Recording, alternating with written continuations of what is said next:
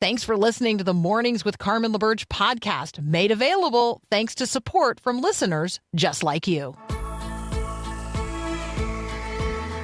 Inspiring you to bring God back into the conversation of the day. This is Mornings with Carmen LaBerge on Faith Radio. If we're gonna fly, we fly like eagles, arms out wide. If we're gonna fear, we fear no evil. We will rise. By your power, we will go. By your spirit, we are bold. If we're gonna stand, we stand as giants. If we're gonna walk, we walk as lions. Well, good morning again. It's hour 2 of Mornings with Carmen here on the Faith Radio Network. If you, maybe this is your very first time or the second or the third time tuning in and you're like, I just would really like to know more about this chatty gal and what's going on Mornings with Carmen and who are these Faith Radio people? We would love to send you a welcome packet. And so in order to do that, just text the word welcome. Yep, welcome. WELCOME, welcome, to 877-933-2484. You're going to want to put that phone number in your phone, 877-933-2484, because we have a text line that's open all the time, and you can text us anytime. We'd love to hear your prayer requests so that we can pray for you. And it's also the way that we engage with you when we have something to send your way, a resource or a book. It's a great way for us to connect in terms of links that we might talk about here during a program and we want to share with you. So you're going to be using that text line a lot. And today, if you've never used it before, just text the word welcome to 877-933-2484. Mother's Day is fast approaching. Normally, when you hear somebody say that on the radio, they are then going to suggest something that you would buy for your mom. Yeah, I'm not going to suggest that. What I'm going to do is I'm going to talk about moms in the Bible, and we're going to help us get a little bit of a perspective on who moms are, how God thinks about moms, and moms that we might want to consider emulating today. So Proverbs 31, verses 26 to 29, this passage describes the valuable role that a mom plays in the life of her family. You should read the entirety of Proverbs 31, just in terms of women and how God views them. But here we go. Just these verses, 26 to 29 on mom. She opens her mouth in wisdom. Kindly instruction is on her tongue. She watches over the affairs of her household. She does not eat the bread of idleness. Her children rise up and call her blessed. Her husband, too, praises her. Many are the women of proven worth, but you have excelled them all. When we think about the moms in the Bible, Eve might come to mind. I want you to think about Eve as the very first mom. Nobody else for her to turn to for guidance and help. Eve suffers greatly as a mom, right? She has 2 sons, and one of them kills the other. And so for all of the things about Eve that we want to celebrate and emulate, we grieve with her as a mom. But then we find Sarah. You could read Sarah's mom story in Genesis 17, 18, 21, Hebrews 11. Sarah was quite elderly when the Lord told her that she and Abraham would conceive and bear a son. So old, in fact, that Sarah laughed at the prospect. Sarah had struggled with infertility for many years. Maybe you have too. Sarah had given up on ever having a child. But the Lord fulfilled his promise and blessed them with a son named Isaac. Isaac's name means laughter. Sarah, though, suffered as a mom as well. You might consider Sarah's story on this Mother's Day. There's another mom that maybe is more obscure, but definitely worth talking about. And her name is Jochebed. And you can read her story in Exodus chapter 2. Jochebed is a Hebrew woman. She is living in the time when the Jews were enslaved by the Egyptians. And during this season, Pharaoh demanded that all the boy babies, would be killed upon birth. And Jochebed, when her son was born, she named him Moses. And for 3 months, she hid him. First of all, I just want you to imagine that feat. Trying to hide an infant in a dense urban environment for 3 months. But when she was no longer able to hide him, and knowing that he would be killed if he were discovered, she constructed a basket and set him afloat on the Nile River. And then, trusting God to save him, she followed along the riverside as his little boat, as his little basket with her 3-month-old son floated down the river to see who might rescue him. And Moses was actually found by Pharaoh's daughter.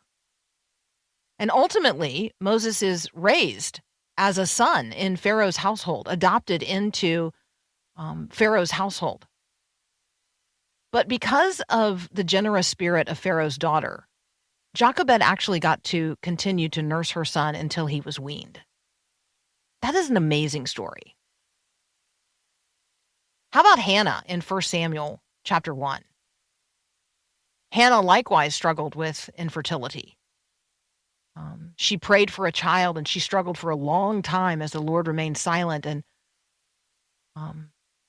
her husband had children with other women, and those women taunted her.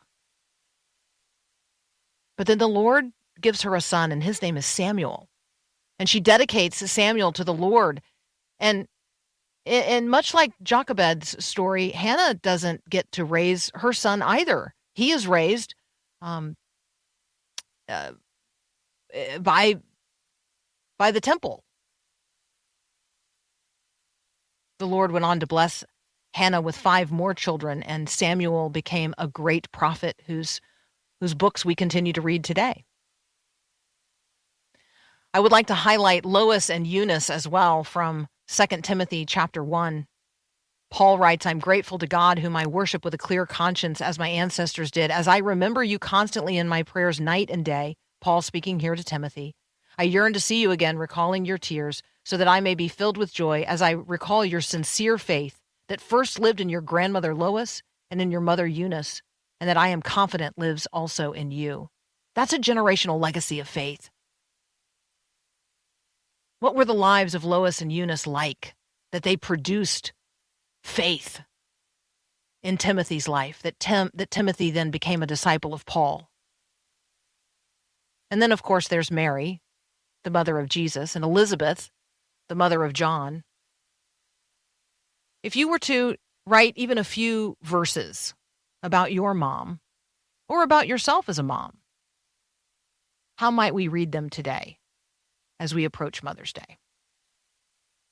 We want to be good and godly mothers and godmothers and stepmothers. And we want to be women who reproduce in the next generation the faith we have in Jesus Christ. My ministry history goes back a long, long way. And one of the people who has been a real friend of mine in ministry for decades now is Jim Singleton. Jim has served as a pastor of local churches. He has served as a seminary professor, and he's now serving in a ministry where he gets to coach and equip pastors through the ministry of Leighton Ford. And so we're going to talk with him about what kind of church leaders are needed today, what kind of church leadership is needed today. He has co-authored a book with a friend at Leighton Ford Ministries called Attentive Church Leadership, Listening and Leading in a World We've Never Known. So when you think about all that has changed in the world, when you think of all that has changed in the life of the church, are we really prepared as pastors and church leaders to lead in ways and in places that we've never lived before? That's up next here on Mornings with Carmen.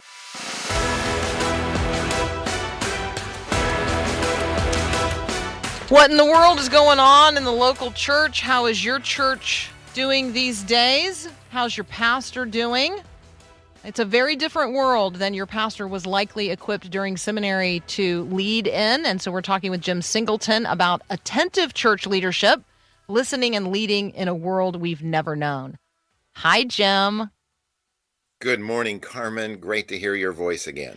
I know you and I could really just spend our entire time just reveling in how much fun we've had over time. But, people might not be super interested in that. Roaming around down memory lane with Jim and Carmen. It'd be fun. It'd be fun. I know. Totally would be fun. Say hi to Sarah, by the way. Will do. Okay, so you and Leighton's son, Kevin, have authored a book, Attentive Church Leadership. Maybe in order to jump into the content, you could just talk a little bit about how the environment in which people are expected to pastor, how that has changed so radically. And the things that we were equipped in seminary to do, they aren't even things that people want anymore. The context has changed a lot. Certainly, COVID was a marker that seemed to signal a great change, but it had been changing for quite some time. Since about 2005, many parts of the evangelical church have not been thriving and growing. And we've not fully understood why, because doing the same things, we're not producing the same results. So there's a longer trend here that this book is a part of that tries to explore, how did we get on this road we've never been on before? Mm-hmm. And then what do we do? Right? Because so much of this is about seeing reality for what it is and then being attentive to that. Talk with us about the word attentive and what is needed today in terms of attentive churches and attentive leaders. We borrowed the word, Carmen, from Leighton Ford's 2011 book that was called The Attentive Life. And I would commend that to all your listeners simply because it's reminding us that to follow Christ, we've got to listen to him. And to listen to him is going to necessitate that we be still, we be quiet, we be listening, we be watching, we be observant. So the word attentive is really a natural part of the Christian life. But in the realm of leadership, if we're not attentive, we might just be going forth with the plans we read about in the 90s. We might be borrowing, some of the church consultant and great church movements of the 90s and say, well, let's just replay that in our place. And what we're arguing in the book is that each congregation and each context is going to be the kind of place where you're just going to have to listen. What is God asking us to do? So it's two things: listening as a natural part of the Christian life, and particularly being attentive in relation to this cultural change so that we can begin to know, what are we supposed to do next? This is a conversation about discerning the culture that we find ourselves in, and then in particular, discerning for the particular congregation we are a part of, discerning where we are on the road, and then the changes or the pivots that need to take place in real time in order for us to actually go the way of Christ and lead in the way of Christ in the generation and the days in which we live. So we're going to continue our conversation here in just a moment with Dr. Jim Singleton. The book that he co-authored with Kevin Ford and Leighton Ford Ministries is Attentive Church Leadership, Listening and Leading in a World We've Never Known. You're listening to Mornings with Carmen. We'll be right back. Thank you for being a friend. Thank you for showing up, and thank you for giving sacrificially. I'm thinking here about the song, Thank You for Being a Friend. If I threw a party and invited everyone I knew, look, you actually showed up. The song says the biggest gift would be from me, and the card attached would say, thank you for being a friend. But really, you're the one who showed up with the big gift during our spring fundraiser for Faith Radio. So thank you for being a friend. Thank you for walking with us in this ministry. Thank you for praying each and every day that God would get the glory and God would advance his kingdom through this ministry of encouragement and equipping and empowering. I hope you are all of those things through the ministry of Faith Radio. I hope that you are encouraged and equipped and empowered to walk your faith out into the world that God so loves and to do so in ways that honor Jesus. To him be the glory and thanks be to you. Thank you for being a friend. If you weren't able to give yet, you can still give now at myfaithradio.com or by texting the word give to 877-933-2484. Thanks again for being a friend. How has the world changed? Just in the last handful of years, but certainly over the last couple of decades, how has your church and your church leadership pivoted, been attentive to, and then pivoted accordingly as there have been major and massive turns in the road, not only culturally, but in the life of faith and witness here in the United States of America. We're talking with Jim Singleton. He, along with Kevin Ford, is the co-author of Attentive Church Leadership. Talk with us, Jim, about how the church really does miss the mark when what we focus on are people's felt needs instead of building biblical community. Part of what I think drew us away was a focus on consumerism and, as you're saying, trying to attend to felt needs of congregants. And in some respects, Carmen, that created what I would call a syncretistic approach of our faith mixed with an American consumerism that produced something that was not quite authentic to the faith Jesus was trying to get us to go toward. So to unhitch those two is a very complicated matter now, because people have playlists and they only want those songs. And so when they come to church, they don't want to sing something they don't know. They don't want to hear something that makes them uncomfortable. So it just is going to be a matter of recalibrating and in effect, getting off the addictive kind of draw toward consumerism toward a more authentic approach of what is God doing with us in this era. Each era has had particular things that drew the people of God away, and in ours, this is one of them. So how do we recalibrate and draw people back to teaching the Word of God in such a way that it begins to speak into our lives? Restoring the Word of God to its rightful place in the life of the church feels central to this conversation. And actually having like a very honest, very difficult conversation about what people think the church exists to do, like why church even is. I think so many people have been led to believe that, church is the emergency room. Church is the place where you go with to get your needs met. And instead of understanding that the church is a community of believers, a body of believers, a family of faith, it's designed to reveal to the world what love for one another looks like. It's a place of belonging. It's a place where I can make a meaningful contribution because God has given me gifts and talents and abilities that he wants sown back into his work.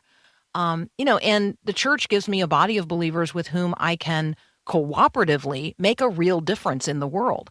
I'm not sure that most people understand and view church that way. I agree. We talk in the book a bit about a narcissistic culture, which is kind of enjoying its own selfies, etc. And for some reason, it's very rare to hear the word repent or die to self or put away the old and bring in the new creation. We seem to rather want to keep our old self, keep our old will, and maybe add some Jesus to it, but not that much Jesus, like just a little bit. And so I think part of this is recapturing the kind of faith that urges us to die to self, because as Paul is describing his conversion experience in Acts 26, he remembers the Spirit saying to him, "Oh, it hurts you to kick against the goad." And so I think in many respects, we have allowed people to linger in their hurt and not really brought them into a full experience of what it could mean to live a new life. And so part of attentive church leadership is paying attention to what is God really leading these people toward. And you described it well. In the introduction, who is speaking when you talk about the Calisaga and when you talk about the Nanahala? Is that you speaking, or is that Kevin That's speaking? Kevin. That's Kevin. Because that's my literal neck of the woods. So yeah, so that was really those words are fun, and you have That's to learn good. how to say them. So there you go. That was your if you're listening and you're saying I needed a word for the day to learn how to say, Nanahala and Calisaga are good ones to start with. They are rivers in that cross the border from North Carolina into Georgia obviously up there at the north end of Georgia. Can you give us an example? Can you paint a picture, invite us into what a church that's living as a healthy community actually looks like, one where people do have a sense of belonging and get to contribute in meaningful ways? Well, I think there are a number of churches that are striving to move in that direction. One of the case studies we talk about in the book is with an old friend of yours, Marnie Crumpler, who is up in Bethlehem, Pennsylvania. And I've been working on and off with that church for about 10 years now. And my goodness, they're really making some moves in those directions. I mean, Scripture is so central to what they're doing. People are grasping that they're being called into something different. They have actually built space that allows for connective tissue to occur so that I'm not just a consumer popping in and running out, but there's really time and space to connect, and prayer becomes much more central in a place like that. So that's actually a good experiment, and you know her well. Yeah, it is a really good example. I do think that whenever we talk about change and we talk about the change that may be required of us, sometimes there is a difficult breaking away from or uprooting or transplanting that is also required. And that is certainly a part of that particular case study as well. Jim, there are, friends listening right now who are, they're seeking to continue in very, very small, struggling congregations where, their pastor is at best part-time, almost fractional time in most cases. Could we talk about this for a moment? How important, how integral, how essential are lay leaders in this conversation? We really hope that lay leaders are focused on this book, and that's why we didn't call it Attentive Church Pastors. We really want leaders to be engaging with this. And, Marnie, one of the things that in some respects has changed is that positional leaders in a different era were trusted because of their positions. And that's really gone from our culture. And now trust has to be earned. And that's not only pastors, that's elders. That's the transparency of lay leaders, deacons, elders, whatever they are called in a particular form of government. But it's that growing sense of having a transparent life that can actually lead a congregation into new places. It doesn't happen just because we say, well, we're going to start doing this. And so the time it takes to build trust is often unappreciated by leaders. We think we can move faster than we can move. But finding our essence, which is what we describe in the book, and finding our mission and finding where true north is, and then finding a strategy to get there are not a quick fix. They're going to take a while. And that's where leaders can listen, can pastor, can talk to people, big or small churches. And in fact, in smaller churches, they are far more visible and quicker to trust if they are trustworthy people. So this is a big part of this process, is having leaders be trusted by their congregations. I feel like this is kind of a grown-up, well-developed leadership level conversation that needs to be taking place in churches large and small, because the environment in which we have been called to be the church in this generation is different than any other generation has faced before. And we can't answer new questions with old answers, except that the Bible continues to be, the perfect and true word of God in the midst of all of it. So the answers are there for us to find. I just think in many places, Jim, and you know this, churches are struggling to survive. And what you're inviting them to do is, hey, find a new way to thrive. Like, don't just keep trying to paddle against a tide. Actually find the way forward, the positive way forward for your local congregation in the midst of an ever-changing world. And we do believe there is a path God is calling us on. Look with your eyes and hear with your ears and set your mind. That's the word attentive, on what I shall show you. And that's from Ezekiel chapter 40. And so we've got to look, we've got to hear, we've got to focus. And one of the things I've noticed from 10 years of teaching is that really many of us are entering ministry, I certainly did, without great self-awareness. And in the 80s, you could kind of get away with that because of positional leadership. Now we've got to grow in self-awareness and social awareness and cultural awareness. Those are fields that really weren't even in my seminary curriculum at all. And they're very important. Thank you, Jim, so much for how you have poured into and invested and influenced my life and ministry over many, many years. Thank you for the gift of this conversation today and the book. The book is Attentive Church Leadership, Listening and Leading in a World We've Never Known.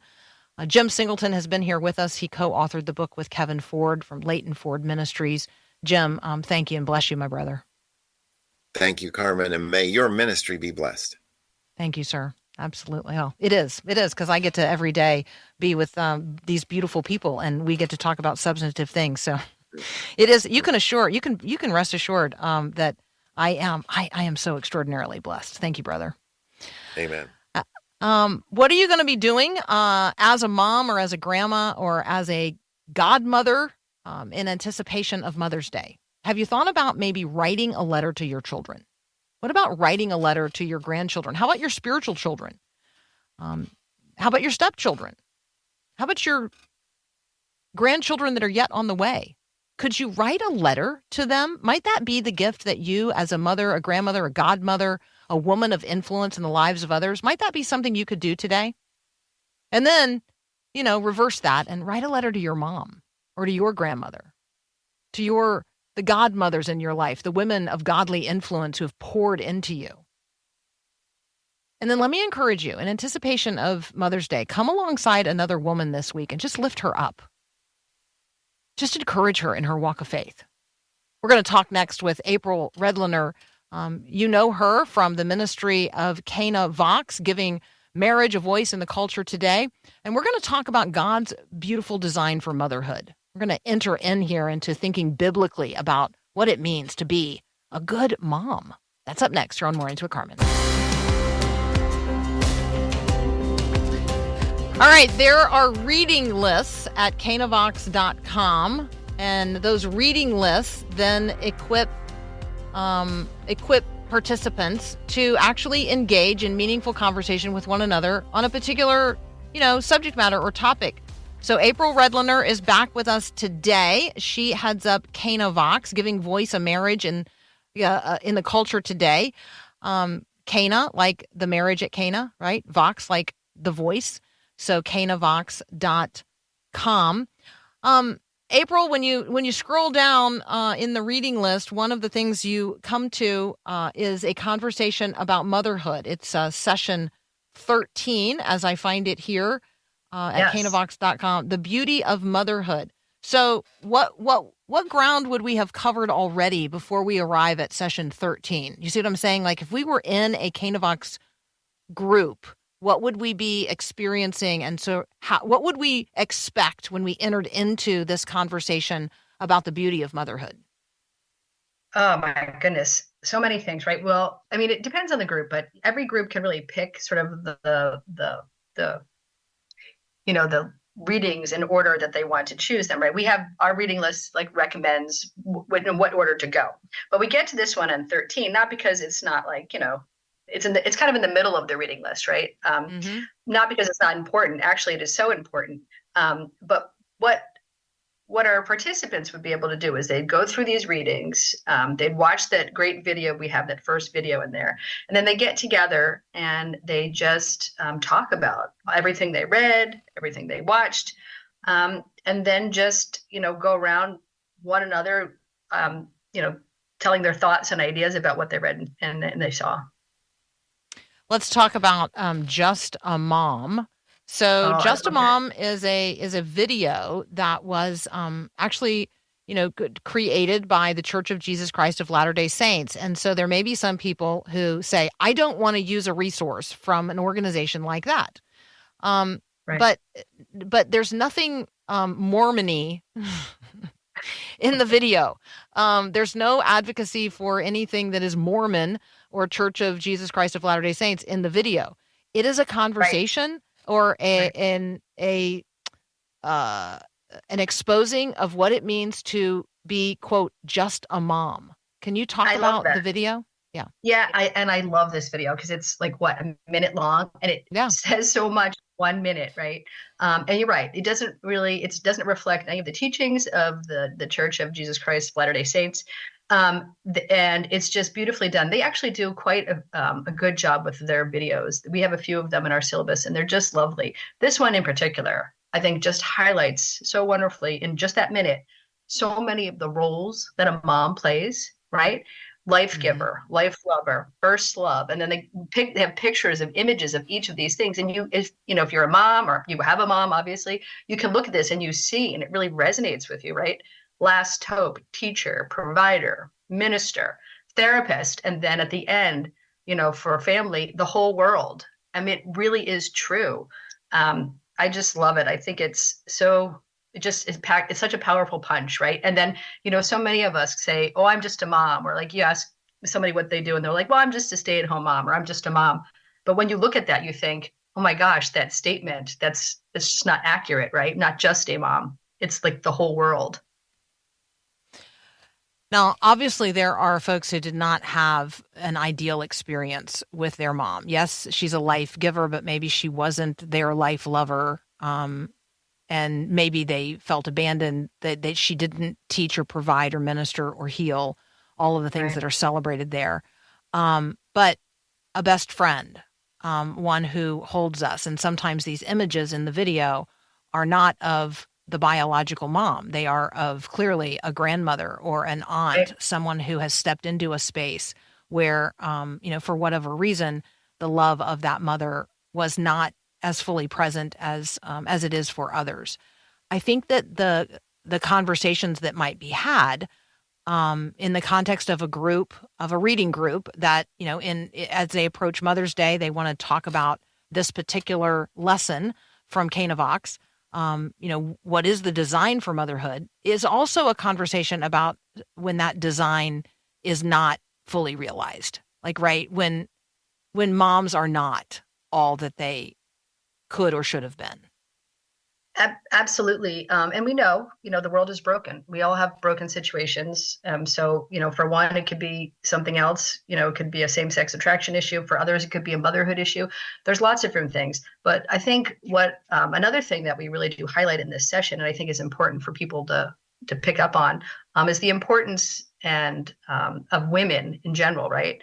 and how they affect families and communities. So where there may be a woman, maybe a person didn't have a great relationship with their mother, or there was a breakdown in the maternity situation, there's other women always helping in the world to pick up, like you mentioned, an aunt or a grandmother, things like that. And so it's important to look at the value and the unique abilities that mothers and women, who help make up for the fact of if there was an issue with a mother, that their unique abilities where they can benefit children, the family, that may be a broken family, and then, communities and society at whole, right?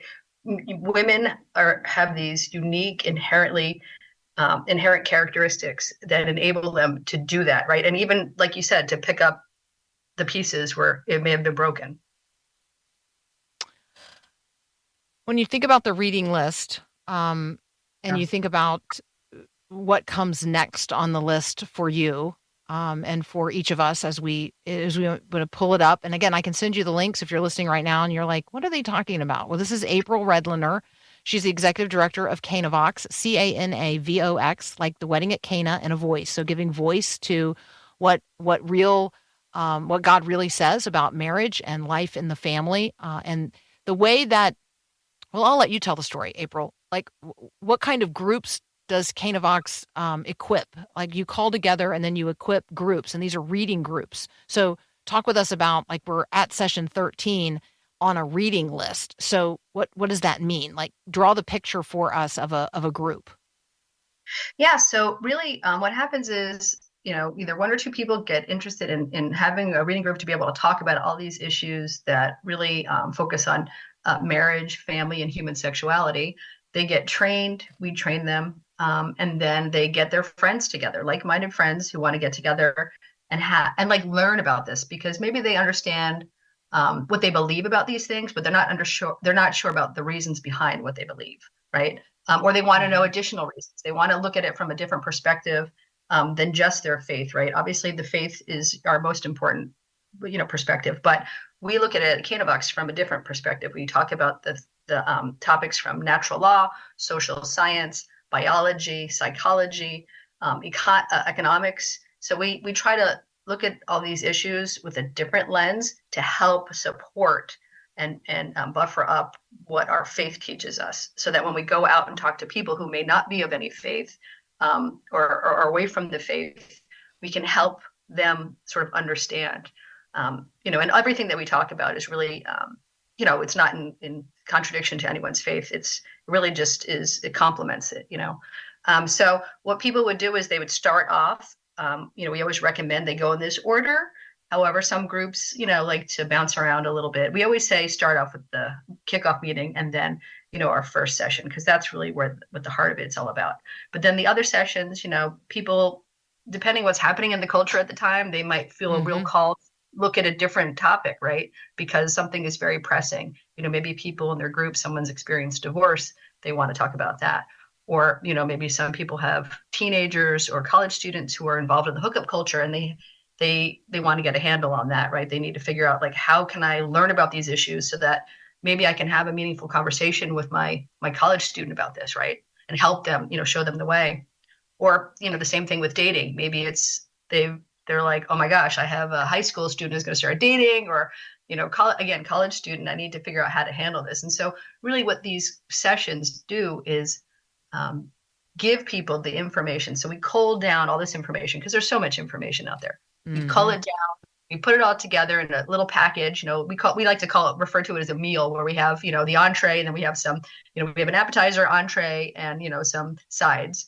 And package it for people so that they can get a good look at, the issues that surround these topics. And then, they get together with their friends and they talk about it. And then we think by doing this, when you get together and you're talking with your friends, it really helps you learn about it better. And then you articulate it, as you're talking with your friends, then you can go out and speak about these things to other people.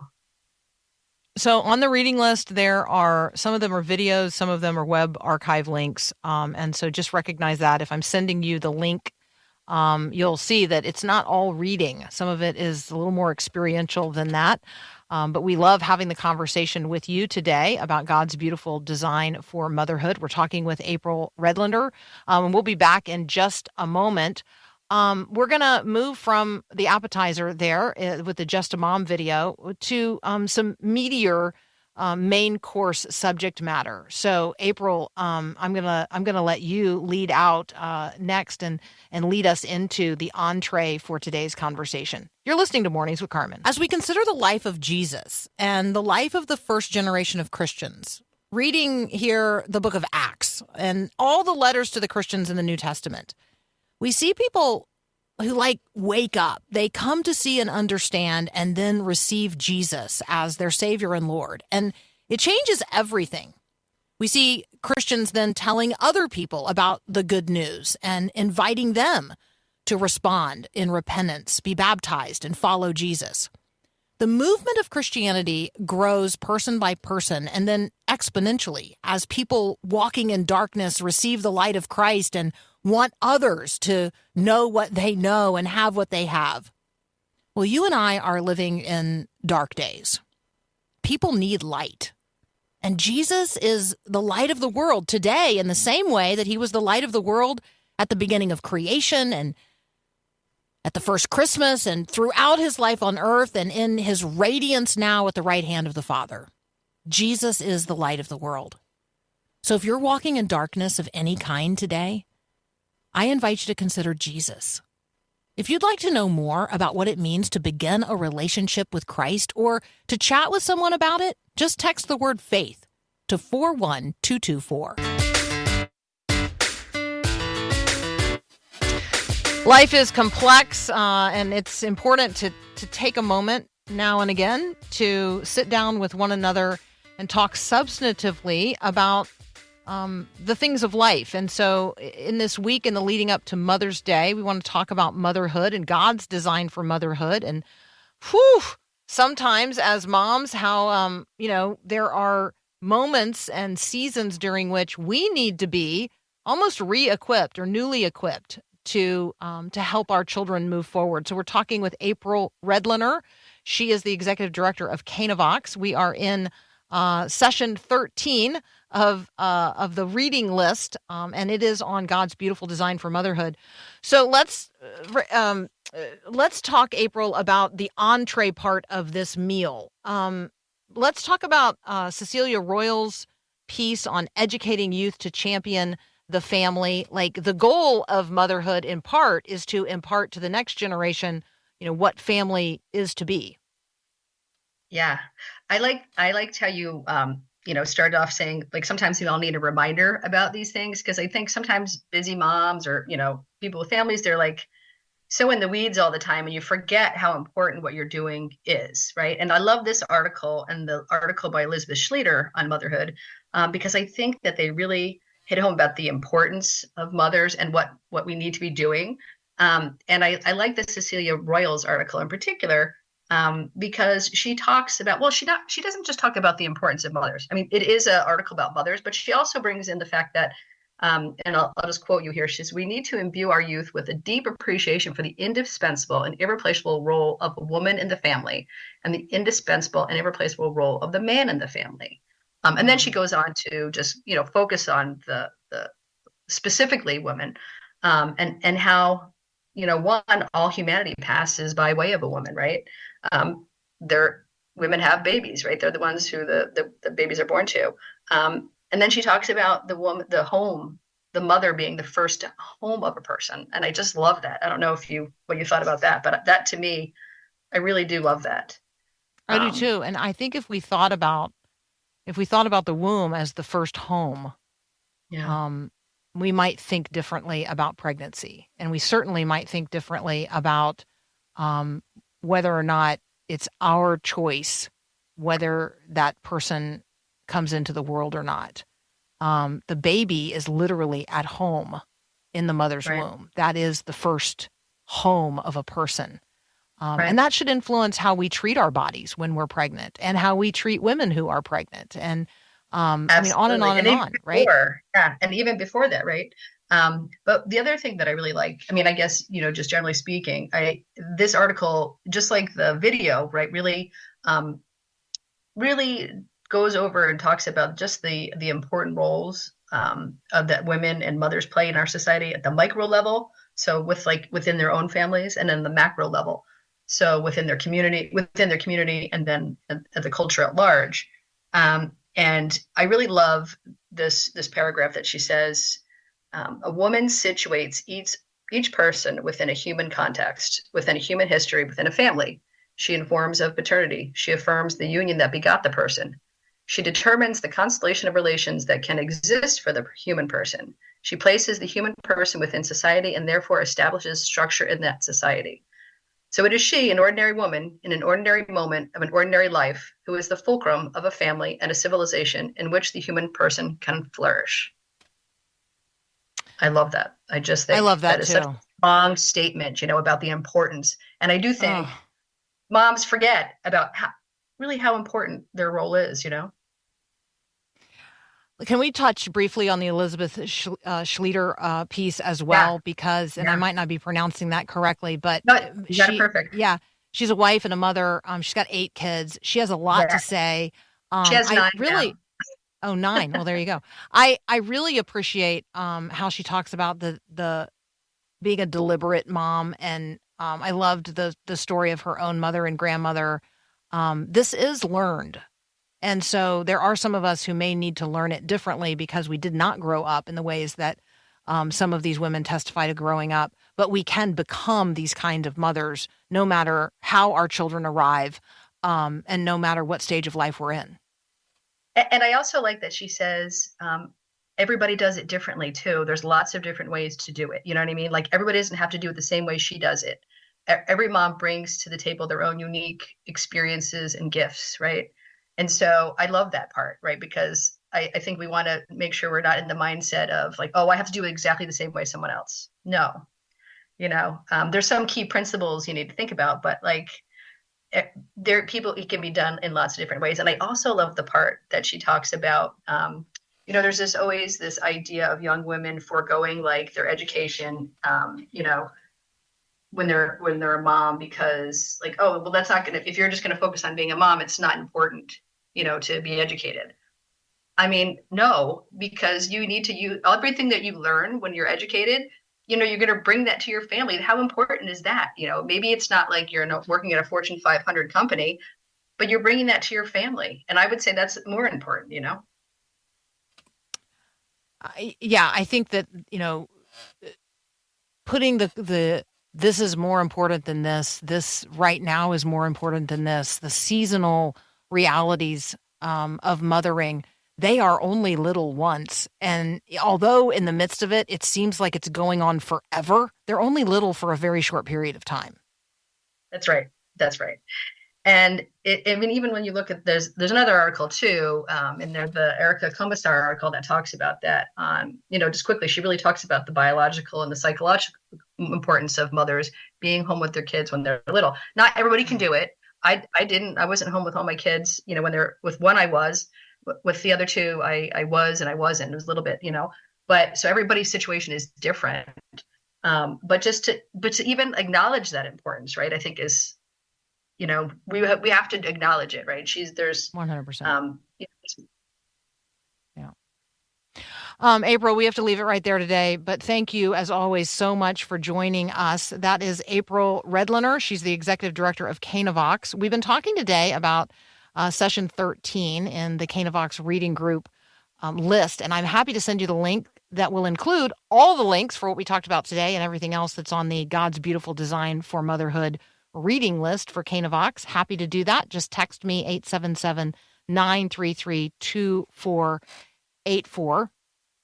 And yes, for those of you who are getting the link and then you're asking, hey, why does the first resource on the list come from the Latter-day Saints? Is that a trustworthy ministry? All right, we talked about that at the start of this conversation. So what we're doing here is provoking conversations. So if you watch the video, ask yourself, is there anything in that video that is Latter-day Saints oriented? No, it's just positive content about what it means to be a mom. So it's worthy of having a conversation about why it would make you nervous in a group to be talking about a resource from a particular ministry, but that gives you the opportunity to make that distinction in the context of a conversation with other people. So there you go. We're helping, hopefully, you discern the mind of Christ on the matters of the day so that you can walk your faith out into the world that God so loves and do so in ways that honor Jesus. Thank you so much for our time together today. I know you can only spend your time once, and so thank you so much for spending it with me. Have a great day, and God bless. Thanks for listening to Mornings with Carmen LaBerge. Podcasts like this are available because of your support. If it's important to you to hear things that encourage your faith, click the link in the show notes to give now. And thanks.